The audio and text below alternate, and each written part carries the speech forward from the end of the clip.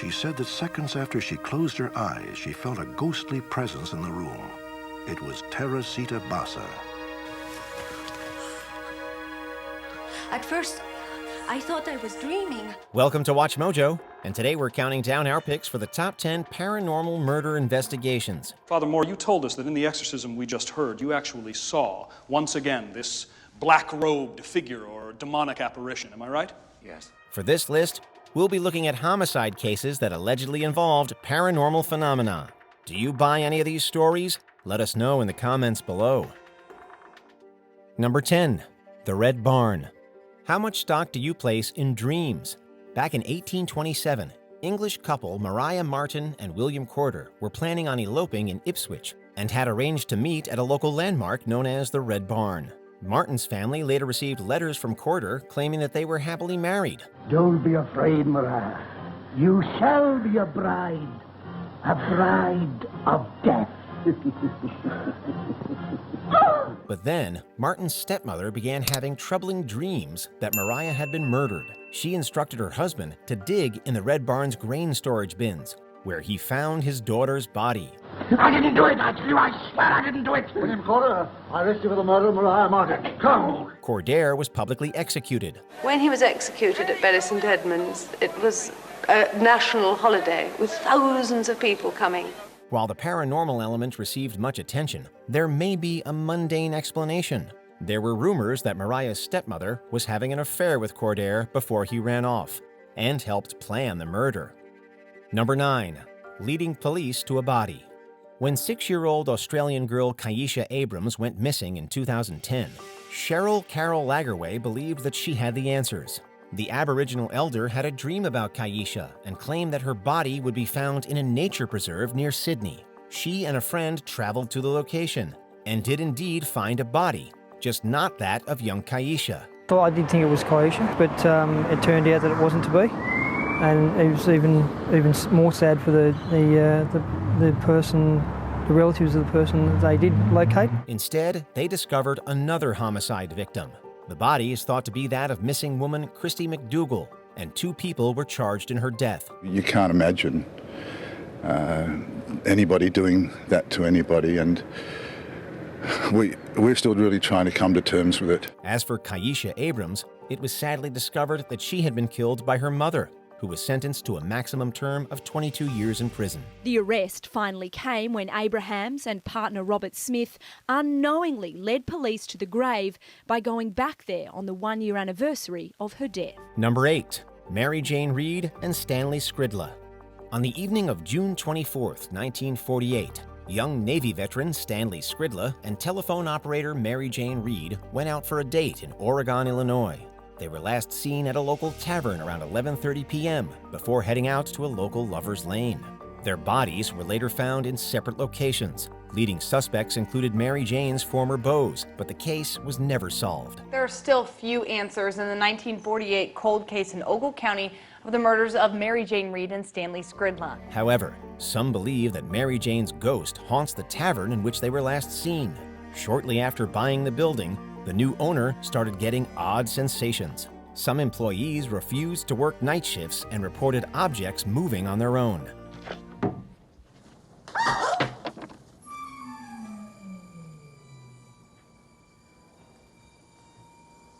Is it possible that Mary Jane is still trying to get her case solved? Number 7. Ghosts and a mass grave.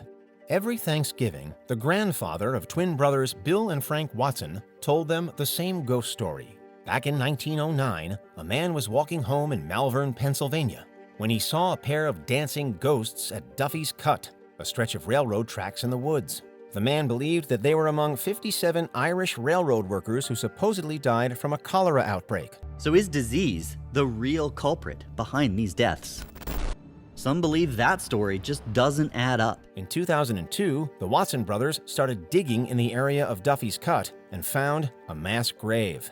Divots on the skull suggested that they were clunked on the heads. All of the individuals that we excavated have blunt force trauma or actually bullet-based trauma.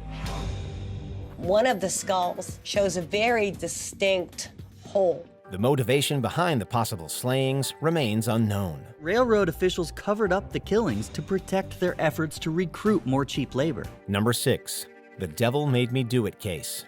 You may be familiar with this case from the third Conjuring movie.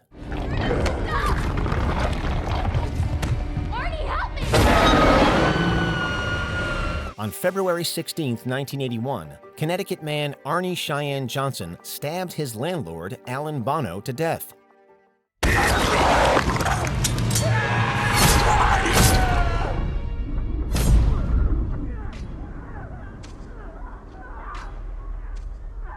Paranormal investigators Ed and Lorraine Warren claimed that Johnson was possessed by a demon when he committed the killing. Johnson pleaded innocent on the grounds of demonic possession. Look, I don't think he should get the death sentence either. But I am not going before a grand jury and saying he was possessed by demons. Making this the first case in United States history in which such a defense had been tried. The case earned national attention owing to the bizarre defense. Johnson was found guilty of first-degree manslaughter and sentenced to 10 to 20 years in prison. Number 5. The Ghost of Anne Walker. In 1735, author Arthur L. Hayward published a book called Lives of the Most Remarkable Criminals. The following account of an apparition in Durham, England comes from his book. One night, the bloody spirit of housekeeper Anne Walker appeared to Miller James Graham and recounted her story.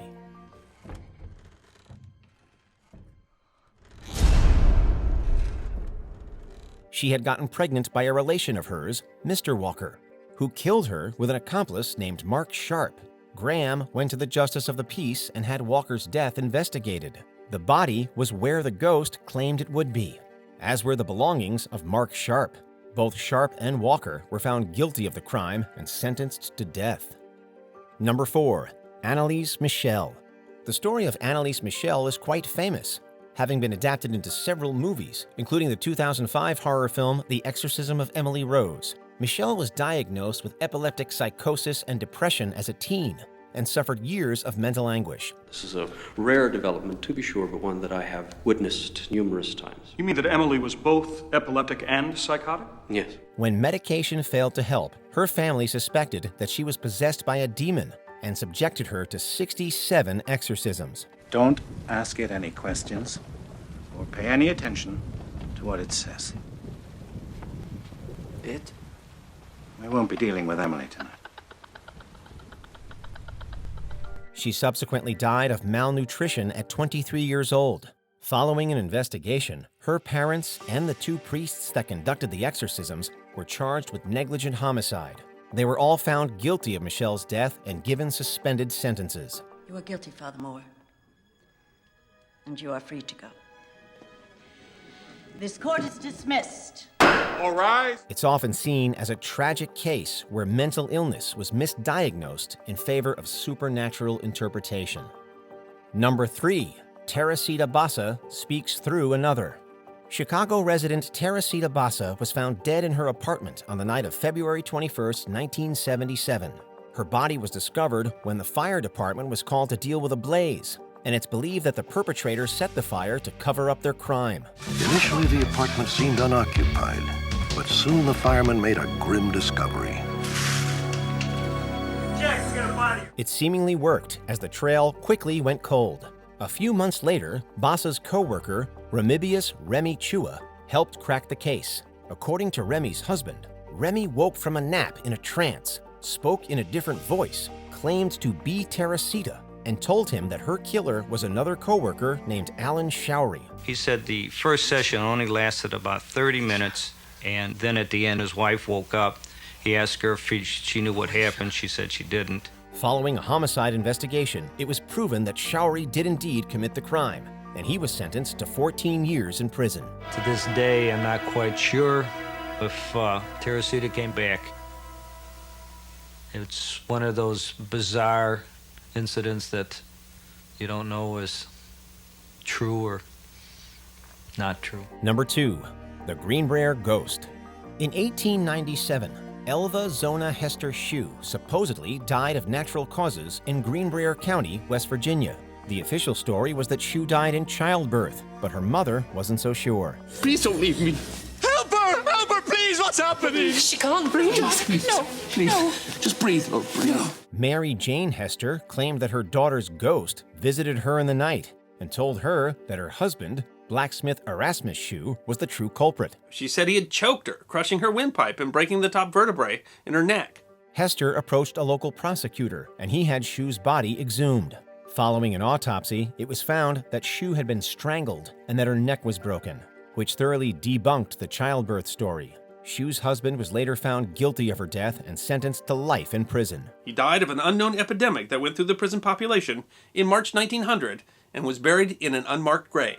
Before we continue, be sure to subscribe to our channel and ring the bell to get notified about our latest videos. You have the option to be notified for occasional videos or all of them. If you're on your phone, make sure you go into your settings and switch on notifications. Number 1. The Hammersmith Ghost Case. Locals in the Hammersmith area of London became terrified after a spate of ghost sightings in the winter of 1803. The Hammersmith ghost was said to be tall, terrifying, and clad in white. The stories got so out of hand that armed citizens began patrolling the area. One night, Francis Smith, who was out on patrol, encountered bricklayer Thomas Millwood, who was dressed in white, and mistook him for the ghost. Armed with a shotgun, Smith shot and killed Millwood. Charged with homicide, he was eventually sentenced to 1 year's hard labor. Following the trial, shoemaker John Graham came forward and admitted to being the real Hammersmith ghost. He had been dressing in a white sheet to scare his apprentice. Did you enjoy this video? Check out these other clips from WatchMojo, and be sure to subscribe and ring the bell to be notified about our latest videos.